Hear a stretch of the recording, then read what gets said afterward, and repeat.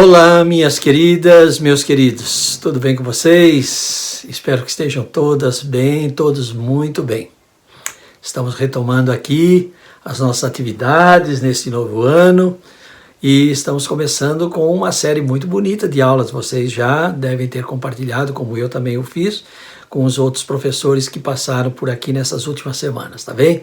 Hoje nós falaremos sobre a vida de Neemias. Eu espero que você esteja animada, empolgada, não é? Para podermos estudar mais uma porção da palavra de Deus. Muito difícil, mas muito prazerosa, muito gostosa. Vocês vão gostar. Eu vou começar por 2 versículos do livro de Provérbios. Eu quero que você esteja bem atento, hein? Eu vou falar do capítulo 28, o 2º versículo e o versículo de número 20. No 2º versículo, está escrito o seguinte: os pecados de uma nação fazem mudar sempre os seus governantes, mas a ordem se mantém com um líder sábio e sensato. O fiel, o homem fiel, será ricamente abençoado, mas quem tenta enriquecer-se depressa não ficará sem castigo. Esses 2 versículos vão nortear a nossa reflexão de hoje, desse momento, tá bem? Bem, gente, eu considero que essa série, intitulada Vidas que Inspiram, ela se constitui num rico conjunto de informações acerca de personagens destacadas da Bíblia. A Bíblia Sagrada, que nós conhecemos e temos grande carinho por ela. Além de marcarem a época em que viveram, esses personagens deixaram um legado para as gerações subsequentes, mostrando claramente em diversos momentos que as afirmações que nós lemos agora há pouco sobre o livro de Provérbios, extraídas do livro de Provérbios, são verdadeiras e que devem nos nortear durante toda a nossa vida, tá bem? Pois bem, então, continuando esta série bonita, falaremos sobre Neemias. Então, dentre destes personagens que nos legaram um lindo e testemunho de fé em Deus, perseverança em seu serviço, fidelidade à sua comunidade, está Neemias. Sem dúvida nenhuma, indiscutivelmente, um dos mais notáveis homens citados no Antigo Testamento. Eu não tenho dúvida nenhuma. Eu vejo em Neemias assim um exemplo maravilhoso para nós cristãos, não há dúvida. Muito difícil, como eu disse, para estudarmos a vida dele, até o livro dele, né, nós veremos, mas realmente uma vida inspiradora. Então, nesse espírito de admiração e também de inspiração da parte de Deus, nós vamos orar ao Senhor, pedindo a inspiração nesse momento, para que nós possamos compartilhar esse conhecimento, extraído da palavra de Deus substancialmente, e que nós possamos ter o nosso coração aberto para receber a mensagem de Deus nesse momento, tá bem? Então oremos. Senhor nosso Deus, nosso Pai querido, que alegria podermos retomar as atividades da escola dominical neste ano, e eu em particular compartilhando com os nossos irmãos e irmãs sobre a vida de Neemias. Que privilégio, Senhor, estudar a Tua palavra. Te pedimos neste momento para que nos inspire a quem está nos assistindo, para que possamos receber a Tua mensagem segundo a Tua vontade, que possamos praticá-la segundo a Tua vontade. Fica conosco neste momento, durante todo este tempo de reflexão e durante toda a nossa vida. É no nome santo de Jesus, o Teu Filho amado, nosso Senhor e Salvador, que nós te pedimos e te agradecemos. Amém? Amém, queridas e queridos. Muito bem, então vamos lá. Eu vou começar essa nossa reflexão trazendo provocações, como eu sempre faço. Vocês já me conhecem, eu gosto de fazer perguntas que são, na verdade, provocações para mim mesmo, para que eu possa compartilhar com vocês aquilo que nós extraímos de livros, da própria Bíblia, de filmes que nós assistimos, enfim, de toda essa riqueza que nós temos. Então, são 3 perguntas. Quem foi Neemias? Primeira pergunta. Difícil, né? Segunda pergunta. O que Neemias representou para o povo de Israel e particularmente para o povo de Judá no seu tempo? E a terceira pergunta ou provocação. O que Neemias nos deixou como ensinamento que deve ser cultivado continuamente pelo povo de Deus? Bem? Bom, para eu responder a essas 3 questões, eu me baseei em alguns registros feitos por historiadores, por teólogos contemporâneos e antigos também, mas especialmente a própria Bíblia Sagrada. Nos 2 livros de Reis, nos 2 livros de Crônicas, nos livros de Esdras e de Neemias, e em alguns textos proféticos, particularmente Miqueias e Jeremias. Ok? Então vamos partir da primeira pergunta. Quem foi Neemias? Quem foi Neemias? Eu entendo ser interessante destacar uma breve cronologia. Sabe por quê, gente? Porque Neemias aparece num contexto histórico do povo de Deus muito complicado. E se nós não entendermos como se chegou a essa complicação, nós não vamos entender o papel de Neemias. Então, me perdoem se nesse momento, se nesse começo de aula pode ser um pouco cansativo. Eu penso que não é prazeroso. Para mim foi muito prazer, porque eu tive que contextualizar historicamente o que aconteceu com o povo de Israel, com o povo de Judá, particularmente posteriormente, não é? Então, vamos lá. Então, nós vamos fazer um recorte. Claro que não é tudo, né? Mas nós vamos fazer um recorte. Eu vou começar a partir da vida de Salomão. Salomão, filho de Davi, que segundo os melhores registros, ele viveu entre o ano 990 a.C. e 931 a.C., portanto, quase 1000 anos antes da vinda do nosso Redentor, do nosso Salvador, Jesus Cristo. Com a morte de Davi no ano 970 a.C., Salomão assumiu o trono de Israel depois de uma grande confusão com seu irmão Adonias. Eu penso que vocês já conhecem mais ou menos essa história. Ele tentara substituir o seu pai, vocês sabem disso, e Salomão, que tinha sido prometido pelo próprio Davi, que seria o seu sucessor, estava correndo o risco de não assumir o trono, não é? Então, vocês se lembram que teve confusão com o irmão Adonias, que queria assumir o trono no lugar de Davi. Então, realmente é uma passagem muito marcante na sucessão de Davi, que mostra o início turbulento do reinado de Salomão, mas que, felizmente, não é, se consolidou com a intervenção de sua mãe Batseba e do profeta Natã. Salomão, diferentemente do seu pai Davi, ele fez um governo muito mais do que guerreiro, né? Na verdade, ele foi menos guerreiro, né? Ele foi mais diplomático que o pai. Então, é considerado Salomão como um grande sábio, se não o maior sábio de todos os tempos. E, além de tudo, Salomão é considerado como uma pessoa justa, uma pessoa imparcial, e deixou grandes ensinamentos de obediência a Deus e de fidelidade ao seu povo. Nós sabemos que depois, no final da vida dele, Salomão também teve seus tropeços, mas nós não vamos tocar nesse assunto, não é objeto da nossa reflexão de hoje. Eu lembro a todos os momentos importantes, né? Foi Salomão quem edificou o templo, que ficaria como símbolo de solidez do povo de Israel na adoração ao Senhor. Vocês podem ver lá no livro de Reis, primeiro livro dos Reis, no capítulo 11, versículo 42 e 43, nós veremos que foi de 40 anos o tempo que reinou Salomão em Jerusalém sobre todo Israel. Ele descansou com seus pais e foi sepultado na cidade de Davi, seu pai. E Roboão, seu filho, reinou em seu lugar. Então, faleceu Salomão e o seu filho Roboão assumiu o trono. Também no momento de muita conturbação. Vocês conhecem também parte dessa história, certamente. Então, depois de Salomão, seu filho Roboão assumiu o trono, mas ele não conseguiu manter a união das 12 tribos como o fizera o seu pai. Salomão conseguiu manter a unidade nacional. Vocês se lembram disso, que ele também passou por turbulências, mas ele conseguiu segurar o povo, não é? Então, devido ao aumento de impostos que Salomão tinha deixado para o seu povo, até para construir o templo, que era majestoso, ocorreram muitas manifestações, como diríamos hoje, por parte principalmente das 10 tribos do norte. Então, essas manifestações pediam para que Roboão aliviasse os impostos deixados por Salomão. E Roboão não atendeu ao pedido das tribos do norte para que fossem aliviados dessa cobrança. E aí acabou ocorrendo uma insurreição, sob a liderança do seu irmão Jeroboão, que estava no Egito, tinha fugido, inclusive, vocês conhecem também essa história, e acabou ocorrendo o quê? A separação das tribos do norte, com a formação do reino de Israel, com 10 tribos, e a capital, Samaria.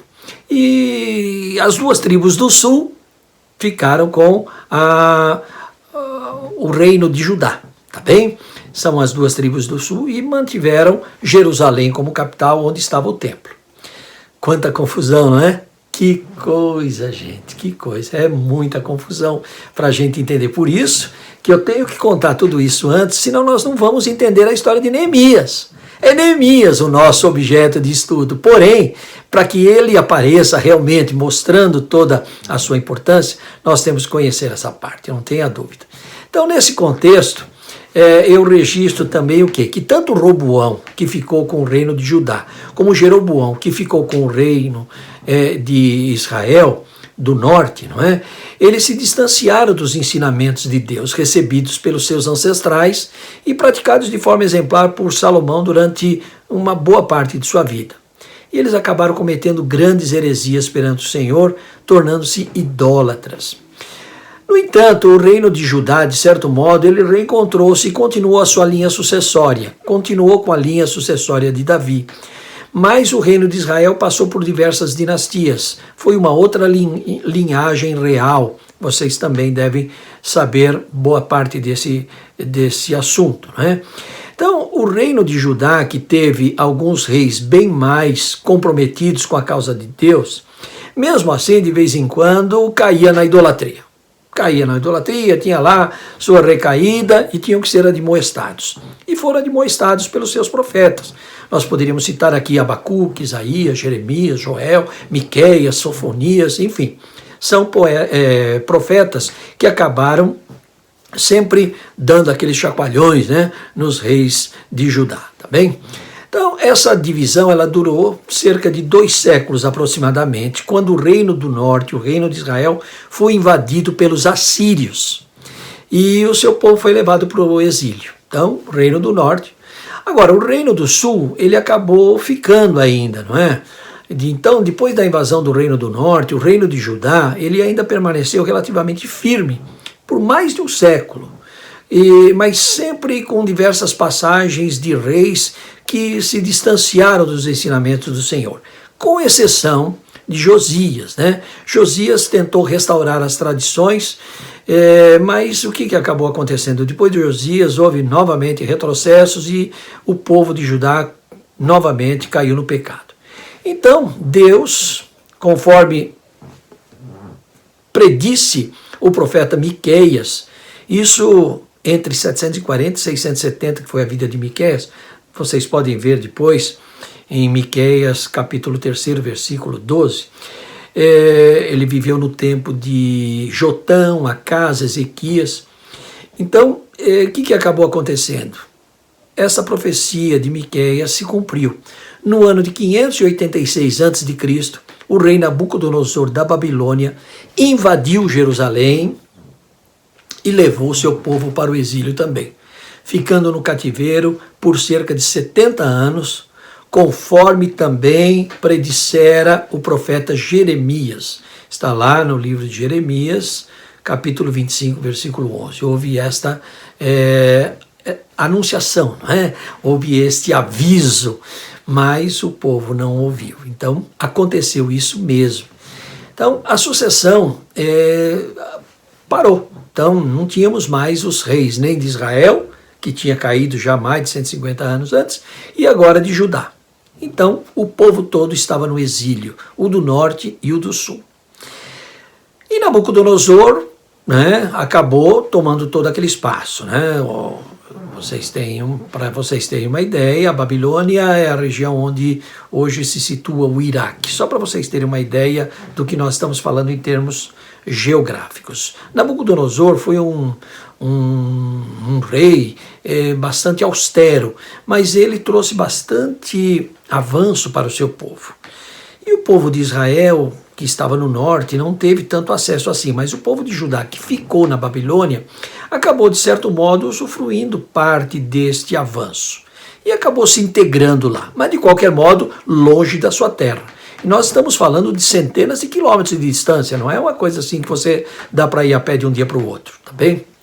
Mas o que acabou acontecendo? Nabucodonosor também não era eterno, ele acabou morrendo, né? E tiveram problemas na sucessão de Nabucodonosor. Depois da morte de Nabucodonosor, que também foi problemática, ocorreram muitas discórdias, brigas familiares, desde a primeira sucessão, com um filho que não era o primogênito, portanto também passou por outras turbulências, passou por um dos seus genros, enfim. Até o ano 539, 538 aproximadamente antes de Cristo, a Babilônia se manteve. Mas aí o rei Ciro II da Pérsia, que era um imperialista, na verdade, estava tomando todas as regiões, acabou invadindo a Babilônia. Que coisa! Isso acabou sendo bom para os judeus, sabe por quê? Porque o rei Ciro acabou flexibilizando a volta dos judeus para a sua terra natal. Então, no ano seguinte à invasão da Babilônia por Ciro, em 537 aproximadamente, esse novo rei, esse novo imperador, ele permitiu a volta de parte dos judeus para a sua terra. E ocorreu assim a primeira caravana de retorno, com o povo ficando sob o governo de Zorobabel. Zorobabel viveu entre 566 e 510 a.C. Então estão vendo na segunda metade do 6º século a.C. Zorobabel era neto do último rei de Judá, Jeoaquim, que foi aquele sujeito que também fez aquela lambança toda, não é?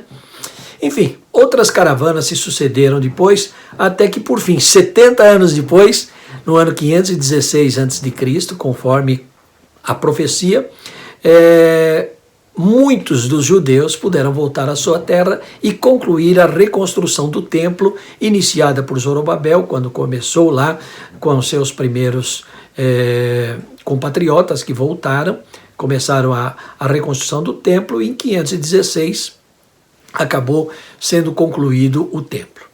Pois bem, depois do exílio, grande parte do povo de Judá voltou para Jerusalém, mas nem todos, por diversas razões. Tá? Nós não vamos entrar aqui também nessa questão. Muitos ficaram ainda na Babilônia, e a outra parte também voltaria posteriormente. Eu gosto de destacar nessa hora que muito tempo depois do exílio, o povo ainda estava vivendo com muito desconforto em Jerusalém, mesmo com toda a reconstrução do templo, tudo aquilo que Zorobabel tenha feito, tudo isso. Mesmo assim, o povo ainda estava na miséria, grande parte vivia na miséria. Existiam os nobres, existiam os magistrados, mas o povão estava em situação muito difícil. Então, meus queridos, vocês viram, eu falei um pouco rápido, me perdoem, mas é um resumo que eu tinha que fazer antes. Senão, veja que nós passamos aí quase 400 anos de história, tá?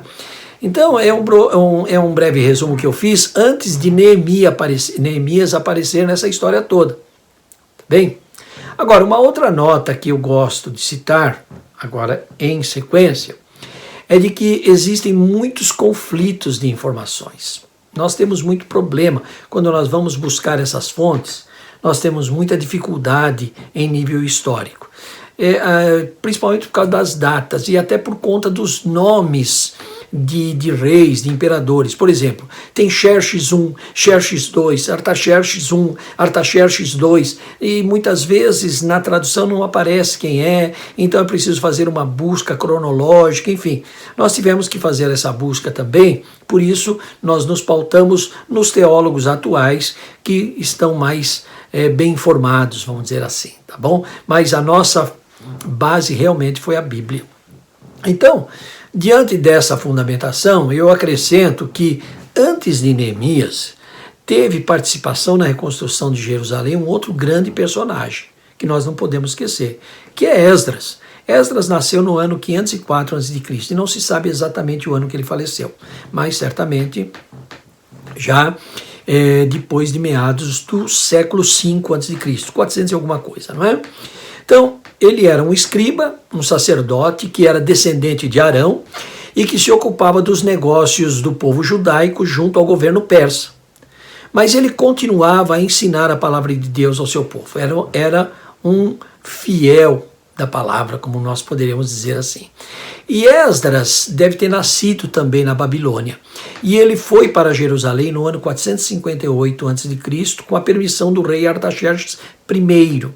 E encontrou uma cidade degradada. O povo estava muito mal, além de que muita gente era realmente miserável. E pior ainda, perdeu toda a sua tradição religiosa, toda a sua tradição. A lei mosaica não se praticava mais, havia muito misticismo, muita mitologia, e Esdras teve importante papel na retomada das práticas judaicas. Por isso que eu cito Esdras, mesmo que o nosso tópico seja Neemias. E essas histórias de Esdras e Neemias estão nos 2 livros do Antigo Testamento que são chamados Esdras e Neemias. Porém, eu gosto de citar também que alguns historiadores e teólogos acreditam que esses 2 livros eram um livro só. Em outros registros, o livro de Neemias aparece como o 2º livro de Esdras. Mas o detalhe é que existe um outro livro também chamado 2º livro de Esdras. Esse não é um livro canônico, é um livro apócrifo que é utilizado como um livro de história. Então, para evitar confusões, nós vamos seguir a nossa tradição reformada, vamos continuar falando dos 2 livros, Esdras e Neemias. Tudo bem? Que bom. Bom, opa, Ítalo, mas que coisa, quanta coisa, hein? Quanta confusão. Então agora eu vou voltar para aquela nossa primeira pergunta. Quem foi Neemias? Até que enfim, vamos falar dele? Pois bem, então vamos falar de Neemias agora, o nosso personagem. O nome Neemias, em hebraico antigo, ele significa aquele que é confortado por Deus, ou aquele que Deus consola. Neemias, ao que tudo indica, teria nascido na Babilônia por volta do ano 473 a.C. Ele era filho de Acalias, um personagem que também não aparece em outros momentos. E ele é provável descendente da tribo de Judá. E ele teria falecido por volta do ano 413, portanto viveu pouco, 60 anos aproximadamente. Mas fez muito durante esse tempo todo. Para a gente ter uma ideia, é sempre bom fazer essa localização, porque nós estamos falando rapidamente, séculos, parece que nós já chegamos aqui com quase 600 anos de história, desde Davi até esse tempo. Para vocês terem uma ideia, a Reforma Protestante aconteceu há pouco mais de 5 séculos e parece que faz muito tempo. Então imagine, nós já estamos falando aqui de 600 anos. Né? Então, para você ter uma ideia, como eu disse anteriormente, Esdras chegou em Jerusalém em 458 a.C. Então, Neemias, no ano que Esdras foi para Jerusalém, ele tinha apenas 15 anos, era um adolescente. Então, muito possivelmente, eles nem se conheciam. E se conheciam, nada mais do que uma amizade, talvez. Não havia um relacionamento entre eles. Mas, lá na frente, eles acabam se encontrando em Jerusalém e acabam trabalhando conjuntamente. Então, da história pessoal de Neemias, a gente sabe muito pouco. Os registros bíblicos dizem que Neemias era copeiro do rei Artaxerxes I, rei da Pérsia. E ele gozava de muito prestígio, muita confiança por parte do rei.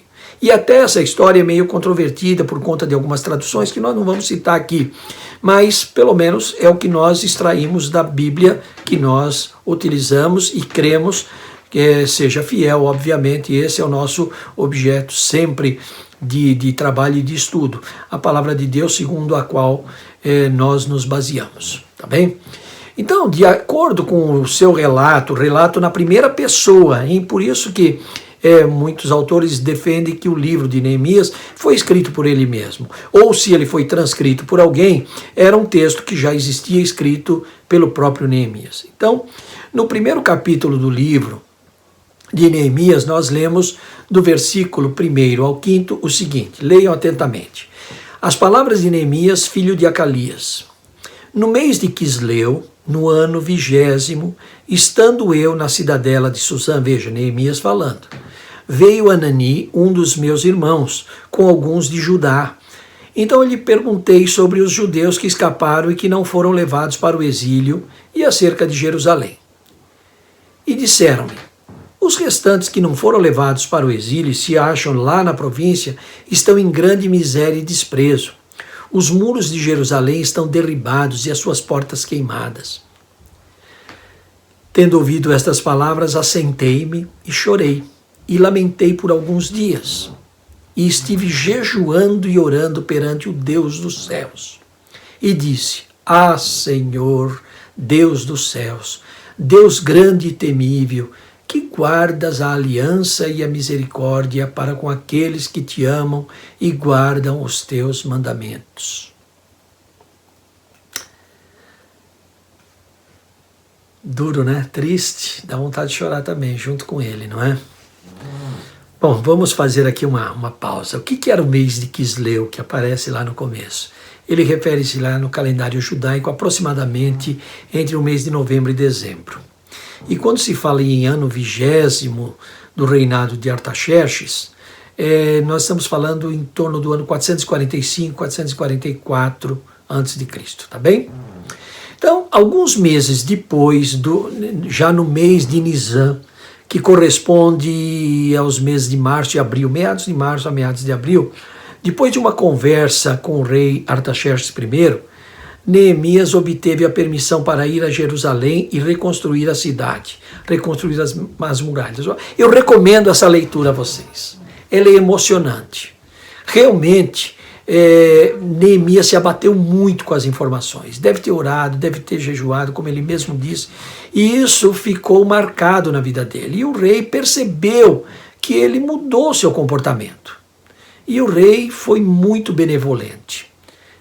Vale a pena ler, é uma reflexão muito boa, leiam muito, isso faz bem para nós também.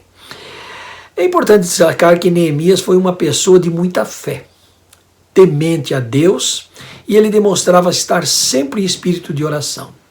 Ele externava muita gratidão a Deus, sempre que se manifestava. E quando chegou em Jerusalém, ao encontrar uma cidade toda arrasada, destruída, logo se mobilizou para a sua reconstrução, conforme a gente pode ver no 2º capítulo, nos versículos 11 a 20. Eu vou destacar só os versículos 17 e 18, depois vocês leem o texto todo, tá bem? Então lhes disse: estáis vendo a miséria em que estamos? Jerusalém assolada e as suas portas queimadas? Vinde, pois, reedifiquemos os muros de Jerusalém e deixemos de ser opróbrio. E lhes declarei como a boa mão do meu Deus estivera comigo e também as palavras que o rei me falara. Então disseram: disponhamo-nos e edifiquemos, e fortaleceram as mãos para a boa obra. Bom, Neemias arregaçou as mangas, como diríamos hoje. Naquele tempo talvez a indumentária fosse outra, mas serve como uma boa metáfora. E Neemias teve muito apoio, muita ajuda na sua obra. Mas não pense que foram apenas flores. Ele também passou por diversas provações. E ciúme, inveja, principalmente por Sambalate. Ele passou por uma ferrenha perseguição de Sambalate, que era o governador de Samaria, e que num primeiro momento não acreditava que Neemias seria capaz de fazer essa reconstrução. Mas conforme o trabalho foi avançando, ele percebeu que ele chegaria ao seu intento. E ele quase que matou Neemias, mandou matar, não é? Então Neemias chegou a correr risco de morte. E além disso, ocorreram vários movimentos de grupos do próprio povo, que eles clamavam por melhores condições de vida, por estarem sendo explorados pelos nobres e magistrados. Estavam sendo explorados. E como eu disse lá no começo, se vocês se lembram, o povo estava sendo realmente massacrado. Enfim, Neemias teve que administrar tudo isso, além de continuar e concluir a reconstrução dos muros da cidade, feito que ocorreu no tempo recorde de 52 dias. Ele foi nomeado governador e Neemias teve uma vida modesta. Ele fez diferente dos outros governadores. Ele se restringiu. Ele mesmo lhe impôs restrições na sua vida e levou uma vida simplória. E levou seu dia a dia diferentemente daqueles que dirigiram antes. Foi um bom exemplo para o povo e com isso ele conquistou ainda mais confiança. O que ele fez? Ele convocou os sacerdotes da época, convocou os nobres, os magistrados, e fez com que esses nobres, com que esses magistrados jurassem perante os sacerdotes que nunca mais promoveriam esta perseguição, este massacre com relação às camadas menos favorecidas.